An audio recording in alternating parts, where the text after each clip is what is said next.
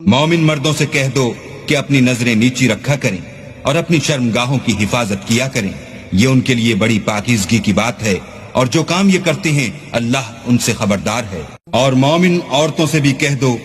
کہ وہ بھی اپنی نگاہیں نیچی رکھا کریں اور اپنی شرمگاہوں کی حفاظت کیا کریں، اور اپنی آرائش یعنی زیور کے مقامات کو ظاہر نہ ہونے دیا کریں مگر جو اس میں سے کھلا رہتا ہو، اور اپنے سینوں پر اوڑھنیاں اوڑھے رہا کریں،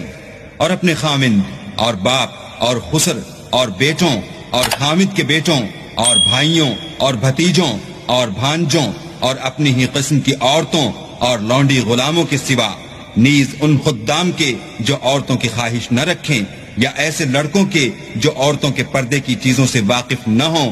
غرض ان لوگوں کے سوا کسی پر اپنی زینت اور سنگار کے مقامات کو ظاہر نہ ہونے دیں،